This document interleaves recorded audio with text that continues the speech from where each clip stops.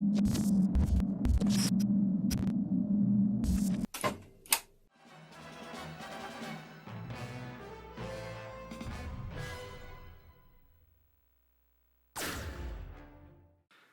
a fan of the 007 movie From Russia with Love, and I think that's why I'm not a huge fan of the 007 game From Russia with Love. The film itself is regarded as a classic. In the DVD extras section of the game disc, even Connery himself said it was his favorite Bond film to shoot. However, From Russia with Love is not what I would call a video game kind of movie, and adapting a movie like that means taking a lot of creative liberties. The development team took a lot of swings for the fences, and as a result, struck out a lot of the time, in my opinion. Now, before we front flip head first into my issues with the game, I do want to say that as a video game, From Russia with Love is fine. It's technically and mechanically good, and I didn't run into any game-breaking bugs or anything like that. I've been requested to cover this game for a really long time because, to a lot of people, this is the best 007 game, the final scream of the PS2, Xbox, and GameCube era of EA 007 games. And to those people I say, great, keep enjoying the game. The devs did a lot right, so without bashing this game relentlessly, I want to talk about why you should play this game if you haven't already and aren't a massive fan of 007.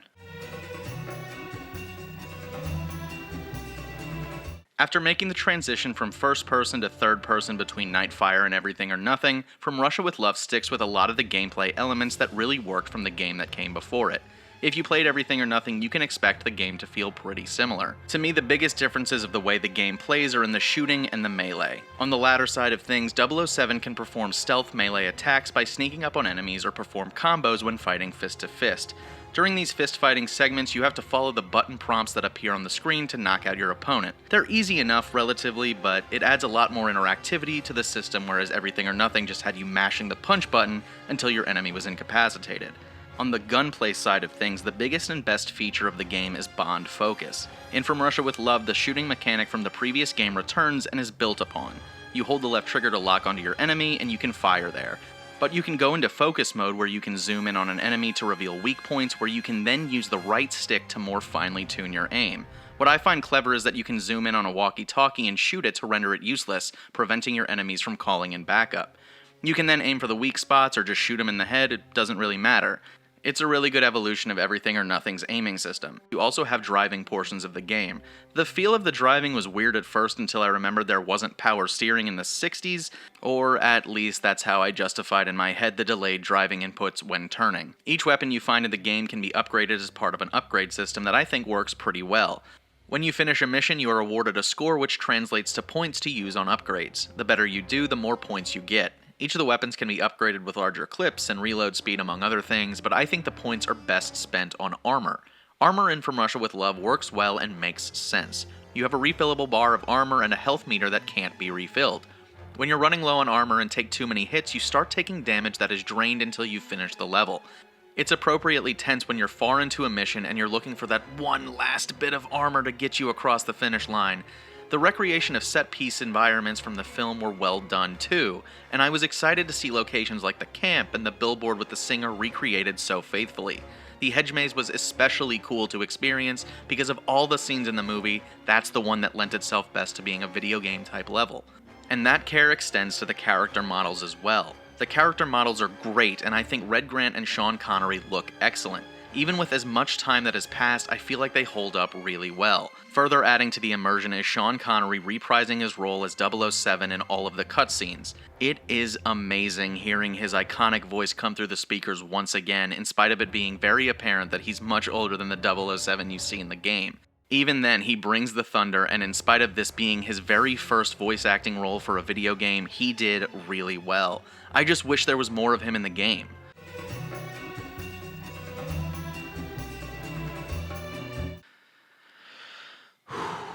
Okay, let's talk.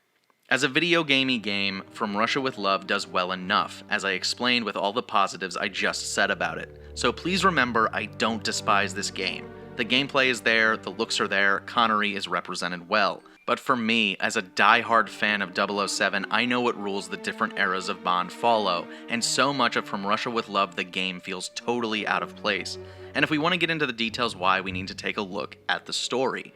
In From Russia with Love the movie, MI6 sends 007 into a trap to get a lector that can decrypt codes. The trap is set by Spectre posing as Russia because Rosa Klebb, the former Russian higher-up, defected to be Blofeld's third-in-command. The underground organization wants to get Elector as well as take the opportunity to kill 007 as revenge for killing Dr. No in the previous movie. Along the way, Spectre hires Red Grant, an escaped murderer turned assassin, to kill 007. All of this backstory is cut from the game. It's due to a lack of Spectre and Blofeld thanks to copyrights being held by a different party at the time. But that's a long story. The big thing you need to know is the criminal organization and its leader are absent from the game entirely, which means the driving center of this movie is missing. Instead, Klebb and Grant are working for Octopus, a seemingly headless organization who eventually tries to hold England for ransom at the threat of a nuclear disaster which doesn't even happen in the film. What doesn't help either is the lack of actual cutscenes. As opposed to Everything or Nothing's hour and 15 minutes of original cutscenes, From Russia with Love only has 25 minutes, literally a third of the game that came before it.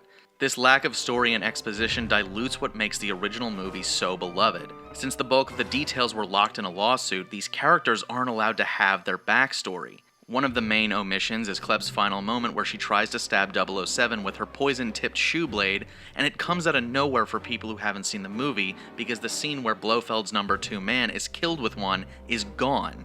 Another huge missing piece, which I find to be much worse in my opinion, is how Grant and other Spectre agents are trained by essentially killing each other, creating an army of only the toughest assassins. The dude can literally take a sucker punch to the stomach by a Russian woman with brass knucks. That's a kill blow for me, and this dude doesn't flinch. But on the other side of Grant's story is that he stalks 007 and ensures James can't die before he gets a chance to kill him himself. And because the game can't make any allusions to Spectre, or the fact that they recruited him, you don't know who he is outside of this goal of 007 must die. He is a daunting movie villain because of the combination of brains and brawn, not because he has a fancy weapon or an army at his disposal. He is the weapon. None of this character building is in the game. No, instead when Bond and Grant finally meet, he ducks off and lets henchmen take care of the job for him.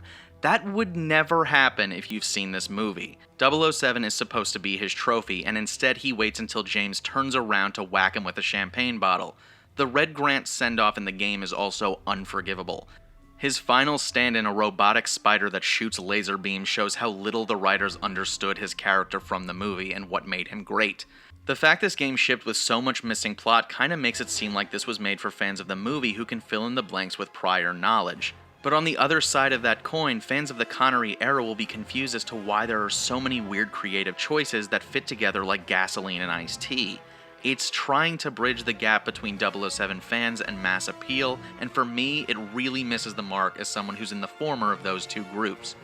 The story here is just so chopped and screwed that I kind of wish they scrapped the whole From Russia with Love idea entirely and just made an original Connery-led 007 game set in the 60s.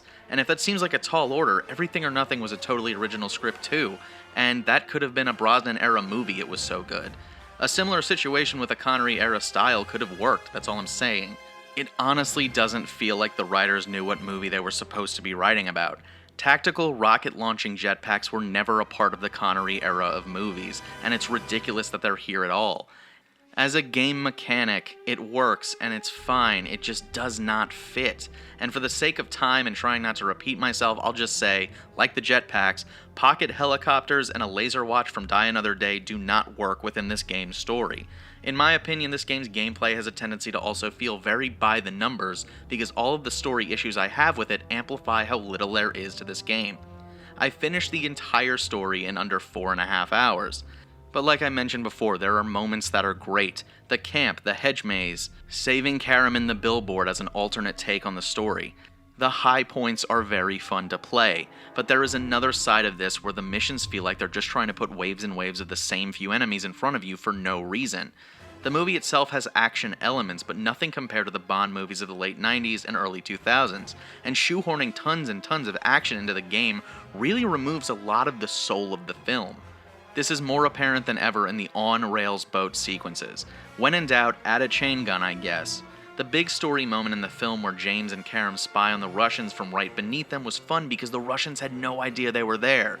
But in the game, you just kill an army of people. Surely one of them would have alerted someone in the Russian embassy that there were intruders beneath them. and in moments where the game could have captured the tension of the movie, the game fails to give you control and plays a cutscene instead. There is a melee system. Why couldn't I fist fight Red Grant in the train? Why didn't I get to use Bond sense to shoot the barrels that get knocked off the boat with a flare gun? These are very action-oriented sections from the movie, and they are a complete missed opportunity. Let me fight Kleb with a chair. I mentioned that the driving feels good, but the missions themselves don't. My biggest problem with them is how unnecessary they are. One mission has you destroying 30 enemy vehicles for no reason other than the game decided you needed to.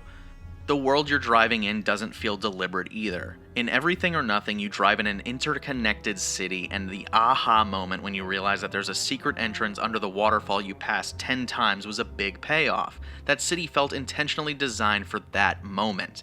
In From Russia with Love, it feels like there's a long strip of road because you need to kill enemies now, or because the game decided you need to drive for a while and avoid a helicopter. Even with how short this game was, I felt like I was ready for it to be over well before I finished, and that's incredibly disappointing.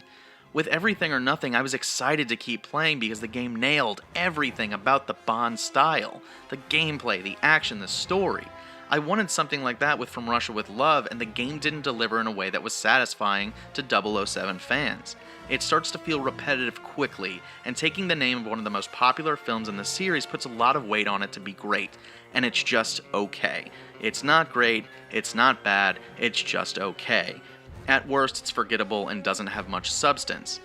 It's really too bad that the existing story couldn't be adapted better to fit a video game, and unfortunately, in my opinion, this game is really middling in the series. There are better 007 games out there to play, and you can play them right now for pretty cheap. I highly recommend checking out one of the many others. Anyway, thank you so much for watching this video. I really appreciate you making this far. If you like the video, be sure to leave a like on it. If you want to see more videos like this, you can always hit the subscribe button and hit the bell icon to make sure you never miss one of my uploads. And lastly, did you play this game? Do you have fond memories of From Russia with Love?